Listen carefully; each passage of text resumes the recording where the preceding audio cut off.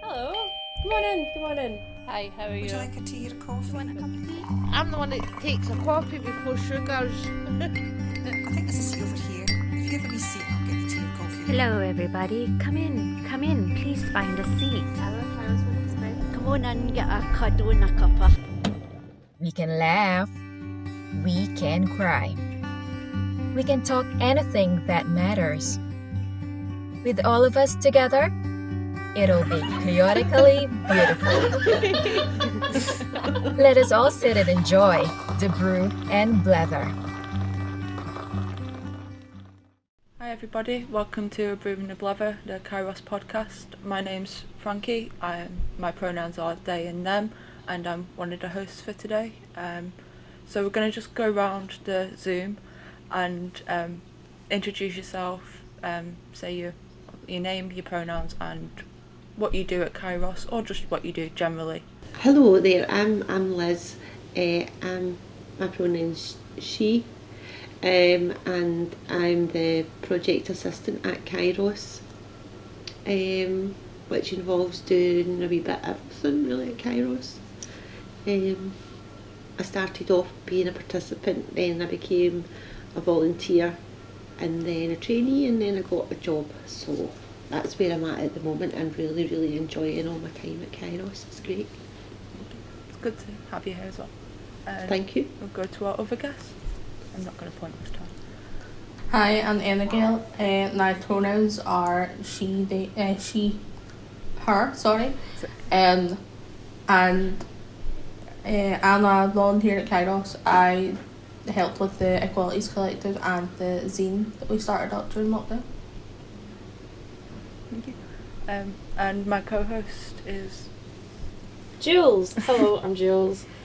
I'm a volunteer at Kairos, and I'm your co-host, if your fellow co-host, for this episode of A Brew and a Blether. Thank you both for coming along so much. It's really good to see yous. Thanks for having us. It's been so long since I saw yous. I know, that has been.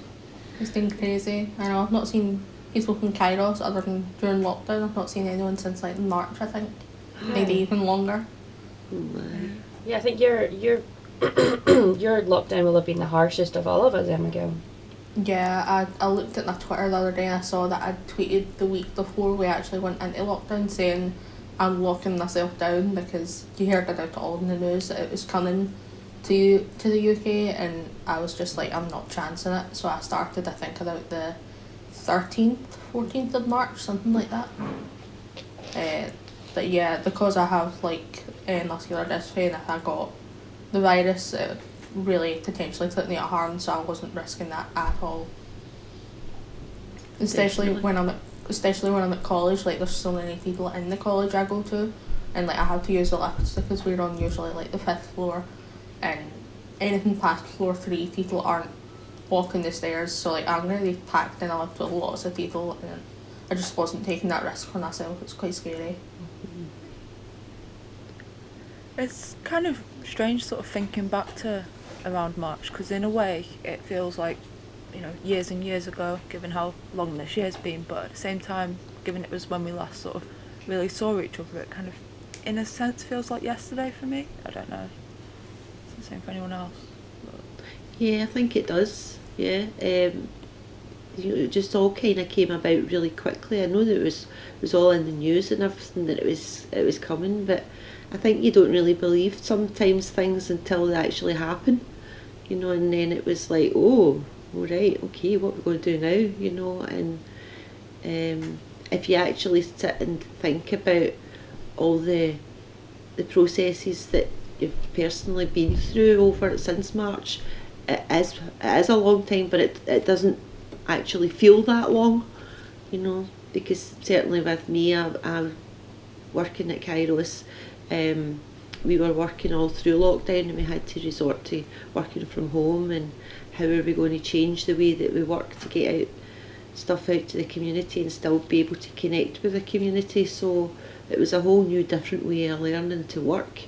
So when I think about the steps that we took and everything, it does seem like a long time, but really now here we are nearly Christmas time, and it's like, where did the year go?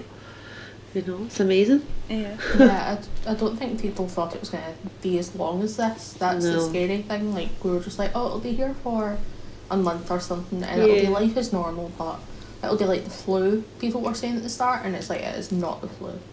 Yeah. And it's, now we're like nearly at Christmas, as you were saying, Liz, and I it's know. still happening. And I know that people have been saying like this vaccine apparently coming is like the light at the end of the tunnel, but I'm a pessimist, so Yeah, and I think, you know, even when we saw everything come in, you know, particularly across Europe and the rest of the world, I think at that point, even though when you're seeing places like Italy and Spain going into full lockdown, you're only seeing the start of it, so you can't really be like, oh well, it'll be fine, because you don't know when they're going to come out of it. And I was actually saying to my mum the other day, it feels like we've had like 4 years in 1 year, but it's gone like that. Yes, there's been a lot, a lot of change packed into such a short time, and a lot of adjustments, and even things about having to think about, like, what if my family or my friends are affected, and then what do I do then? Oh, I'm going to have to do this thing and that thing, and then I know that the oncoming pandemic prompted my parents to redo their wills. So that was nice to talk That's about really with them. scary. Not at all. Yeah, that was pretty scary.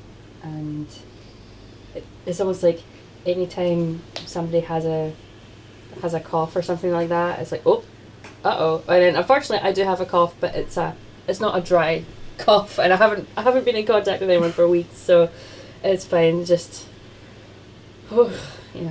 I think I can certainly make other people nervous if I want to pop out to the shops or something, which I haven't actually done for a few weeks now. If I cough, I know that it's going to make a few people really worried, and even that is a horrible thought. I know, yeah, definitely more aware if you're in a shop and you think, oh no, I've got a wee tickly cough. Oh no, people are going to be staring at me. But I think you did this, certainly myself, at the very, very start of the lockdown, you did that to other people as well. You know, you were looking at them, you know, and I think it was, I think because it was something that nobody had ever experienced before, nobody knew what to do, and there was, I think, a kind of big fear in the air of what is this and what's going to happen. And whereas now in the second lockdown, I feel people, which is probably not a great thing, are more relaxed. You know, when you go to the shops, it's not like the way it was the very first lockdown right back in March. It's so much more relaxed now. It's almost as if it's, you know, it's like, we'll be fine, well, we're fine already, so we're going to be fine now, you know, we'll not catch it. You just can't think like that though. Yeah, and at the end of the day, there's people still dying from this, and people are going, oh, it's fine. Just because you're over the virus doesn't mean it's over. I know that's the thing. That's what I think. They just think it's, you know, I didn't get it in March and I haven't had it since then, so I'll be fine. But you just don't know. Yeah. You know, the people just really need to continue to be vigilant and careful and everything. I completely agree with what Frankie said as well. It feels like everything's been compacted into 1 year. I think I saw something on TikTok, someone making a joke about it, being like, it feels like someone's just put 10 years worth of events into 2020 and being like, was that not meant to happen? Yeah. Like, it's just, even everything other than lockdown, politically and socially, there's been a lot of change and a lot of craziness this year.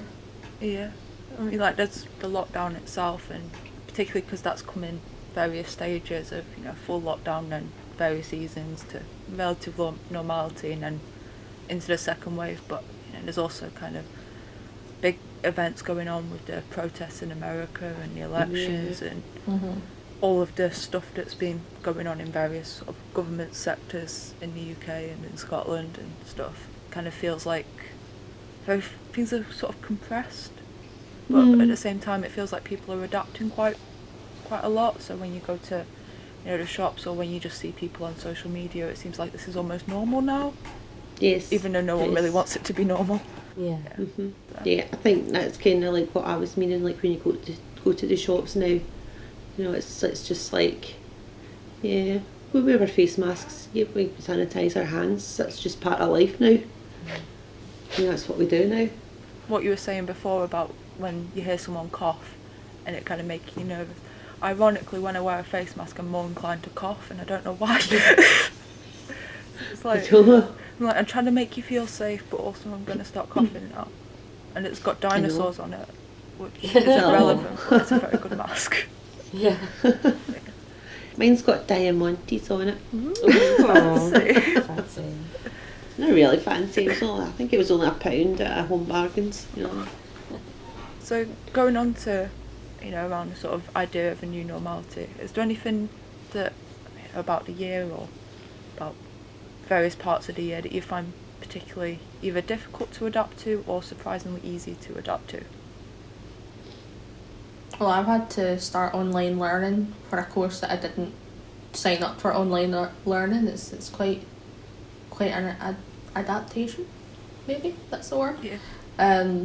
Yeah, so like I study journalism, and that's quite practical in itself. So going straight from being in the classroom and meant to be going up to like journalist offices and newsrooms and that for experience, and we went to the Parliament one time, and like we were meant to be doing that again this year for second year, but now everything's just online, so it's like, here's your coursework online, and like that I want to actually get out and do things. It's such a practical subject, so that's been quite hard to adapt to, especially doing like exams and things online. That's been really difficult. A lot of them actually have been changed so they're not closed book, which is usually when like you get to have someone come around and check that you're not cheating, you don't get any notes or anything. So it's all having to be open book, which is good in a way, but I'd rather be actually in the classroom. And they were thinking about that for a while. They were like, oh well, while things were easing up before we went into tier 4 and Johnston and Renfrew and stuff, like they were like, yeah, you can come into the class for your graded unit. It's not happening now because obviously the restrictions have came back into place, which is quite disheartening.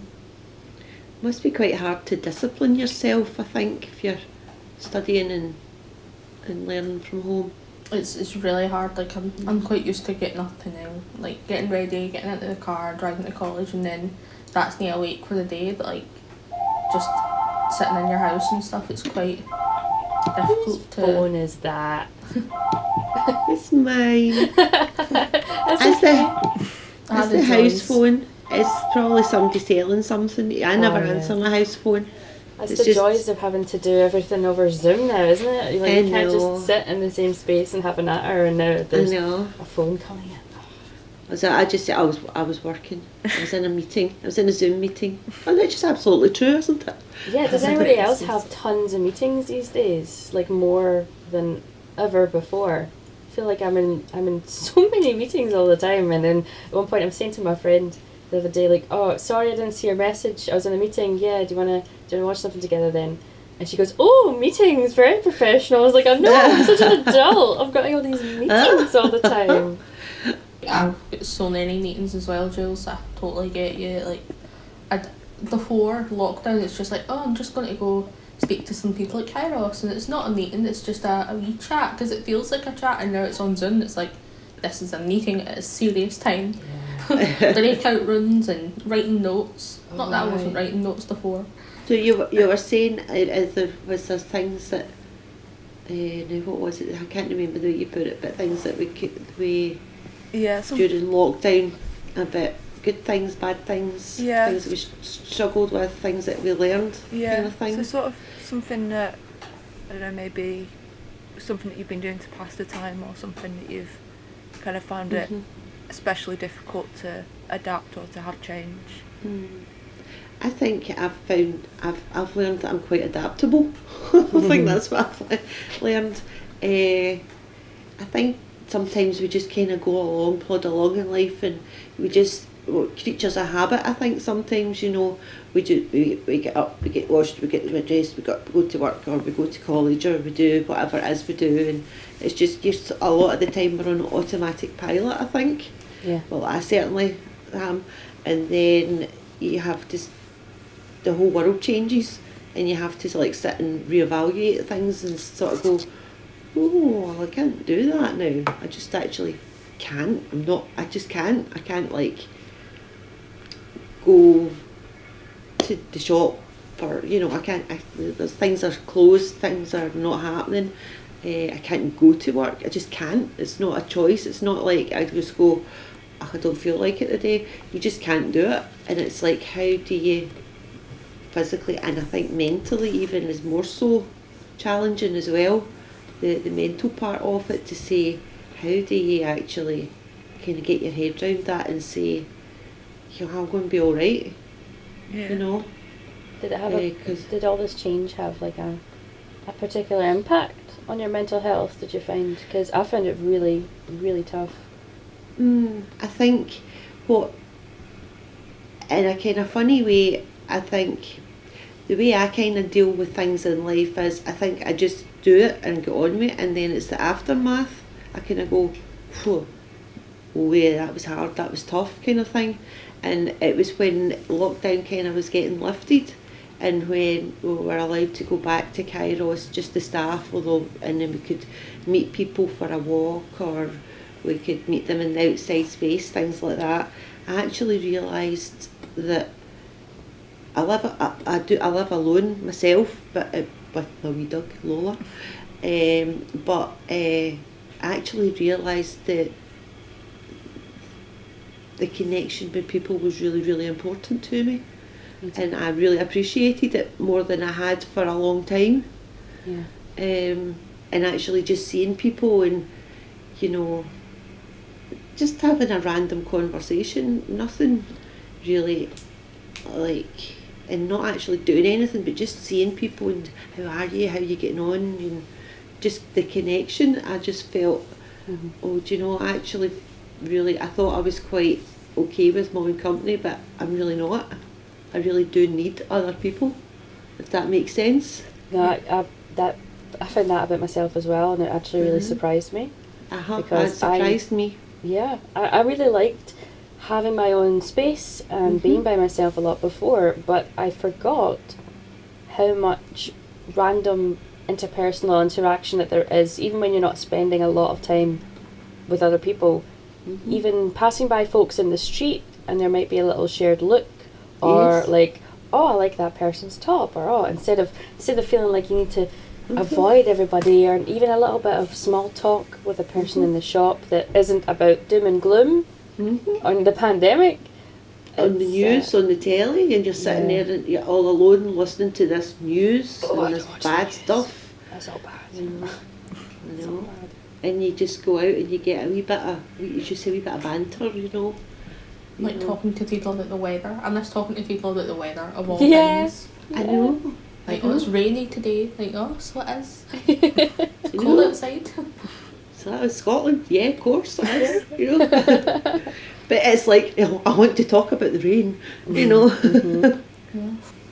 Yeah. It's crazy. That 4 seasons in one day comment, I haven't heard that in such a long time now. I know, oh my right? goodness. That's wild. Like, you hear that from like a wee granny in the street, and you're like, 4 seasons in one day, and you're like, I know. Walk down the street, please somebody talk to me about the weather, please. You know, or the thing that I must be getting to that age now, you know, it's like, it's a good drying day, get your washing out, Yes. you know, take the opportunity when it's here, you know. You got your washing out now, Jules, you know, it's a good day to get your washing dried. Liz, you sound like my gran.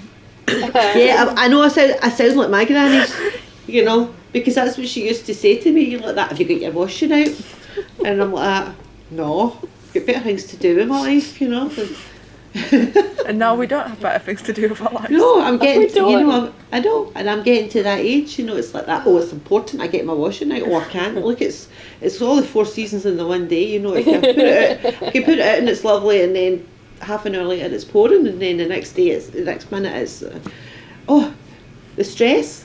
That makes me miss my wee gran. I've not seen my gran and my papa since June. They came round for their Aw. birthday, and I'm just like, and this hearing their daft wee phrases, and that's my gran annoying me that my piercings get that thing out your nose, like, and that's that.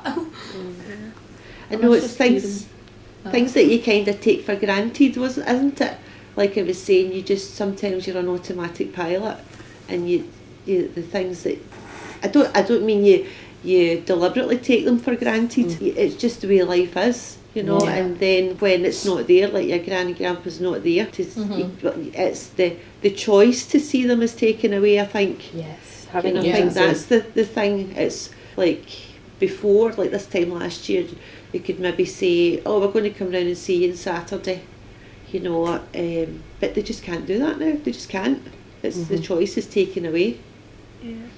I think that's quite a difficult thing to adapt to. And sometimes you don't quite, sort of what you were saying about coming out of lockdown initially and kind of realising how, how difficult it's been. You don't quite realise how much you've missed until you sort of start getting it back. Yeah. It just reminded me because I rang my sister yesterday because it was her birthday. Happy birthday, Rachel, if you are by any chance listening.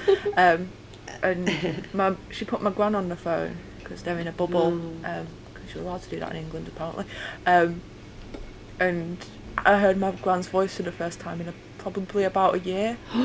And we don't really get on at all. But I was like, I suddenly really want to go to Macclesfield of all places to see my gran, but I know I can't. And I'm like, right, it's got to be my next birthday. I'm going to go and see all the people that I've not seen for far too long.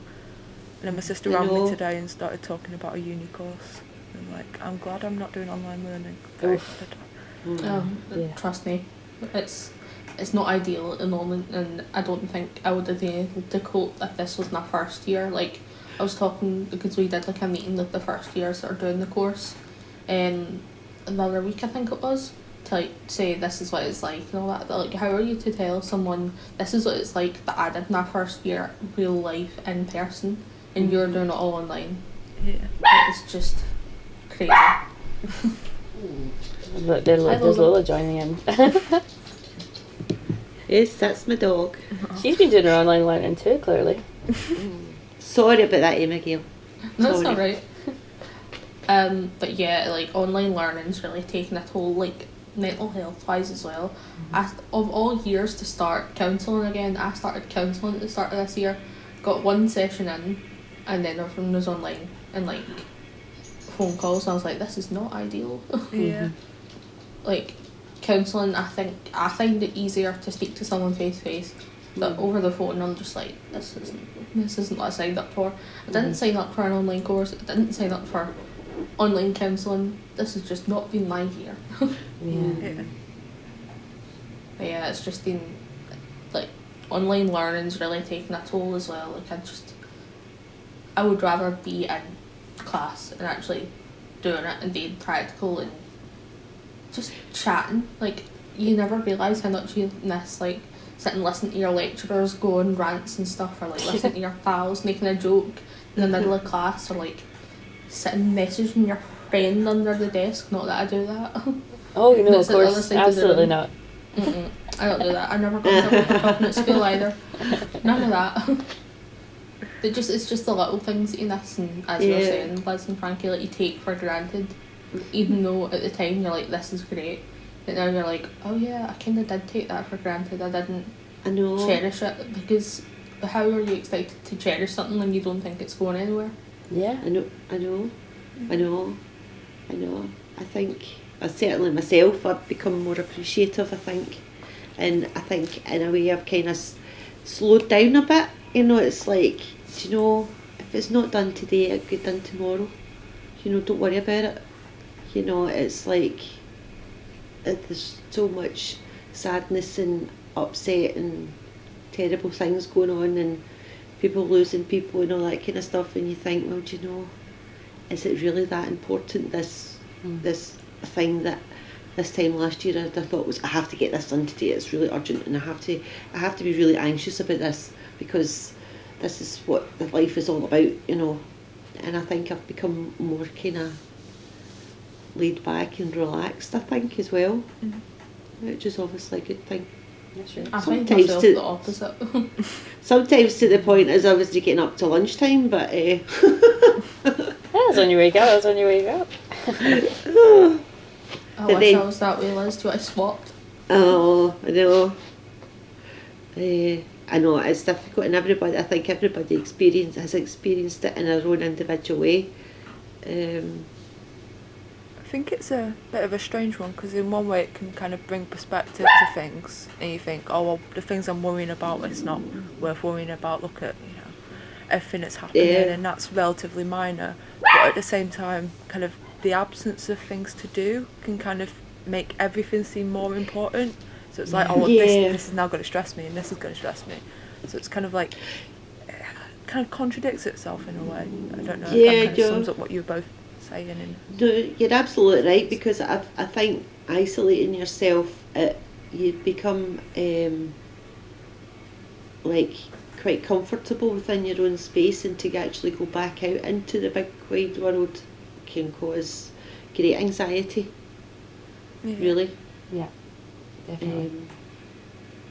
Yeah, I find myself being a lot more anxious about going out. Like, it took me a good few years to be confident, like going out myself, like getting on a bus myself, things like that, because as I lost my mobility and started using my wheelchair more, it made me more anxious. I was like, right, I'm kind of out in this world, kind of on my own, a bit cautious about things, and I was like building myself back up, and my partner John helped me build that back up, and it feels like this year's like it feels like it's a tower, and 2020's just knocked it all the way back down again. Knocked you back to And square it's- one a little bit. Yeah, it's like, and I don't know how to rebuild, because obviously how are you meant to rebuild if you don't know the state of the world or what it's going to be? Of this is all going to end, and when you can expect to. Or even when it's going to end. That's right. Yeah, sort of a lot of uncertainty about Mhm. particularly like the economic impact and the general like social impact and stuff. And I think it's good that Kairos has been working online, and I think even though we've not seen each other, well, there's some people we've seen more than others and stuff. There's still that connection that I think for me at least will make it easier to kind of go back out into the real world. Yeah. Because like similarly to what you were saying, Emmagayle, like up until last year I didn't really have any friends or places to go and stuff, and then I started going to Kairos, and in some ways I've kind of been like, well, why couldn't we just have this massive disruption when I had no one to actually miss? But at the same time then I just have I've been locked in a house with no one to talk to, even on Zoom, so I guess be careful what you wish for. It's funny that, isn't it? Because Yeah. with going to Kairos, I got used to being around people, and I got used to being around lots of people again, and being in the presence of lots of other people, and being able to just chatter and make small talk comfortably again. And I hadn't had that for years. And then I got used to hugs, and now I miss hugs, and I didn't think I would miss hugs, and I would miss This is a small bit- talk. And but yeah, it was right when I was really starting to get into the swing of really enjoying being around people and starting to become a little more like my old extroverted self again. And then it was like, haha, isolation. You're and then living alone and not seeing anybody and being in a different town to most other people that I know. And I don't drive either, so I can't just pop out and do a little drive-by hello or anything like that. Yeah. So it's Yeah, I think it's hard when you're kind of like trying to build yourself up, and yet you isolate yourself purposefully sometimes just for your own mental sanity and health and that. And then it's now just like you're in a mandatory lockdown. You have no choice, even when you're feeling extroverted or you're feeling like you want to speak to someone or go see someone or do something. Now it's like you have no choice. It's that drags your mood down lower because you're like, Definitely. but I'm in that mood. I want to do that thing, but I can't do that thing. Definitely, it is. I think it's a lot of that. The choice is taken away from you. It's like kind of like part of your human right kind of thing has been taken away. You will not go out. You will stay in isolation. Feels like and you're you're a like teenager that, again. why would you be why am I told to do this, and but I think it's definitely a lot to do with the choices taken away. Mhm. You feel like you're more trapped than if you actually chose to say, do you know what, I'm just going to stay in the house all week and I'm not going to speak to anybody. Having the option Uh-huh. is so important and underrated. Uh-huh. Yeah, Uh-huh. Yeah. definitely underrated. Yep. We're all a bit doomy and gloomy, aren't we? But it's, I know, is anyone found any good Goodness things in lockdown we sake. can talk about? I'll ask a more slightly optimistic question, and it probably won't stay that way for long. But is there anything good that's come out, like something that you've learned, and potentially something that you're looking forward to in the future that you can't do right now, or that you've got the idea for, or something? So I think, I'll go right. I think with Kairos, I think during lockdown I was saying to the girls, in a way Kairos, lockdown was kind of quite good for Kairos because it kind of made us think outside the box and think about different ways to reach different people that we hadn't maybe reached before. And we have done that, and and I think it's given us more opportunities and more, I don't know, to be able to think differently kind of thing. And I'm looking forward to when we go back, when everybody can get back together again and just mixing everything all up, like we'll have the drop-ins again and we'll be able to see each other and we'll be able to do things, but we'll have learned all the stuff in lockdown, and I think we'll appreciate more what we've got, and we'll be able to still do Zoom things, we'll be able to do podcast things, all these things that we've learned in lockdown that we didn't know how to do. Well, I certainly didn't. And I think it's opened up quite a lot of new exciting things for people to do and to learn. But at the moment, just really looking forward to the dog stopping barking and just getting back to seeing everybody. And I think, although I think the new vaccinations coming out and all that kind of thing, it is good to hear all that, but I think we need to be a wee bit not cautious, not the word, kind of like not just getting ahead of patient, I think. yourself, Yeah, but patient, I think, and not sort of say, oh, that's great, it's going to happen, we'll be fine.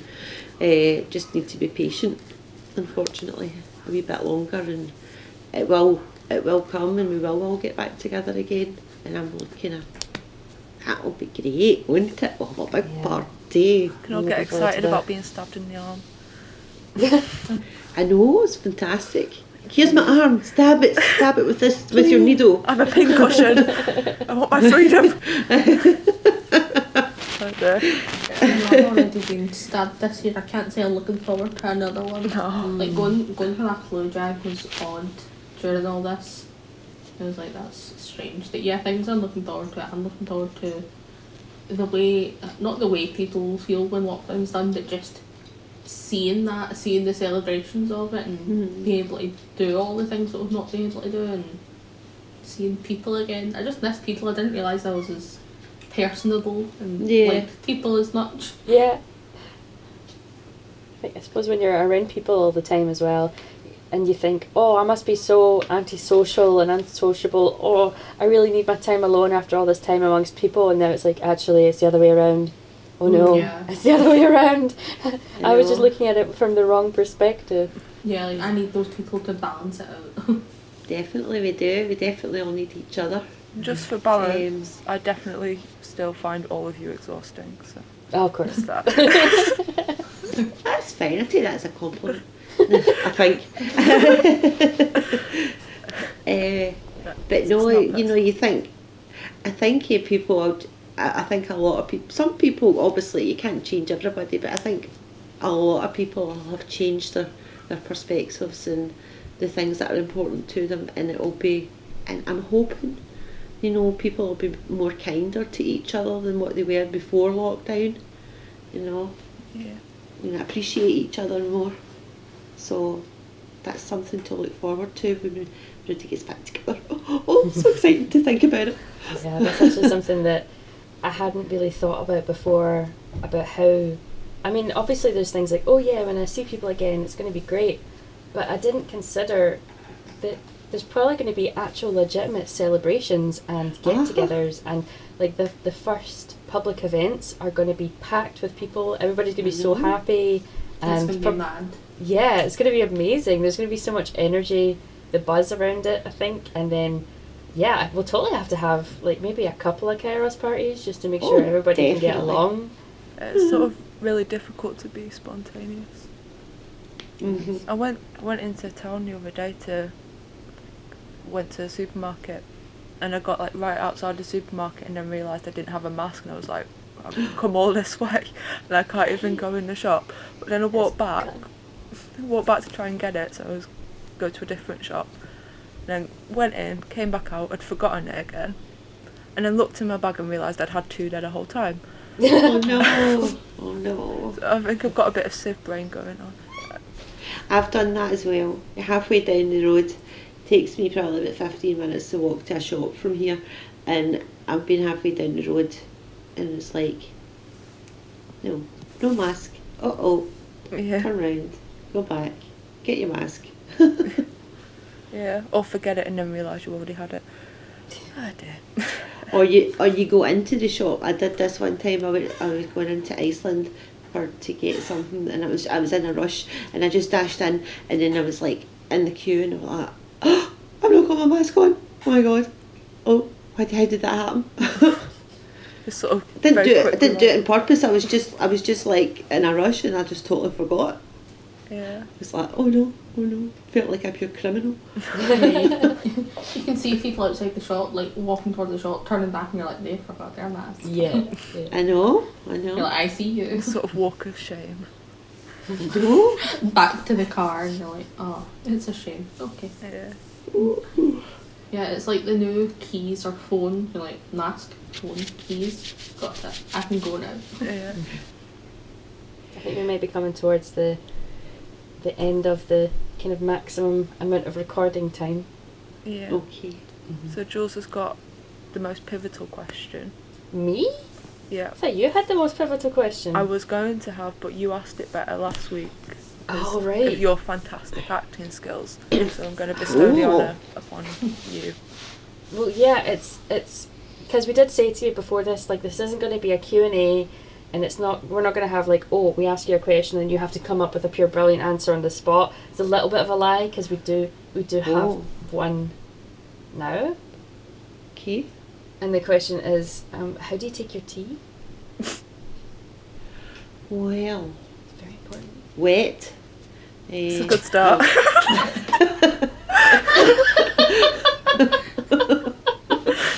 Oh my god! Isn't that funny? It's a controversial one. I just eat a tea bag. You what? Just eat a tea Eat- bag. Eat a tea bag? I don't. Oh. Ugh. Wet. No, I boil the kettle, I put the tea bag in the mug, put the water in, and then put the milk in, and then take the tea bag out. And that's it. That's it. You take your tea bag out after you put the milk in. Yes. Don't you? I know that. I know people think that's disgusting, but you have to make sure that the tea's the right colour. You have to squash the tea bag round about a bit to make sure your tea's the right colour. You're not wrong on that. You're not Because wrong. if you take your tea bag out too early and then you put your milk in, and then it's all just like dishwater colour, grey. Yeah, It's and got then to you be. put it back in. That's gross. I know, but if you've already put it in the tea bag in the bin, you're not going to put it No, back yeah, in, no. are you? Good point. Well, You don't want to use a well, bin I'm or a not. tea bag. But some people might take it back at the bin, but I don't. But so you've got to get it to the tea colour before you take it out. You know, What is the right colour? tea coloured. Oh wow, that's very descriptive. Thank you. Kind of Very a specific. light golden tanned colour. You know, like when you go on holiday and your skin Oh. starts getting that nice golden brown tan. You sound That like a kind of Jules colour. page chart. Yes, But so that's what it's golden. A bit like Next time I get a Emmagale's tan, I'll be dog. like, oh, I'm tea colour. English sun-kissed tea. Sun-kissed tea.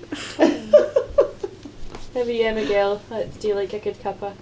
I've been more into hot chocolate these days, but when I do have tea, it's 2 sugars that I've been like a massive hot chocolate fiend this winter. I was ranting to my boyfriend about hot chocolate last night. I was like, I want to get this hot chocolate, I want to try this one, and I want this new one from Costa, and I want to try all these experiments. I want to put gingerbread stuff in the hot chocolate. Like there's this syrup you can get that's just Gingerbread. class. Yeah. Mm-hmm. Oh, that would be amazing. lovely. I've had it once. Yeah, Really, I'm really such good. a hot chocolate fiend now, and now there's one like from Costa that's like a Purple Quality Street hot chocolate, and I need it in my life. I got a leaflet through my door about that, and I really want it, but I'm like, is it worth the risk? Yes. Maybe. I haven't done it yet, but I don't even know if they're open just now, but once lockdown 2 is done, that's what I'm doing, my hot chocolate. all right. Well, thank you so much for everybody for joining. It's been really funny despite our kind of some of our doom and gloom, and it's always lovely to see you and just have a natter and a good old brew and a blether.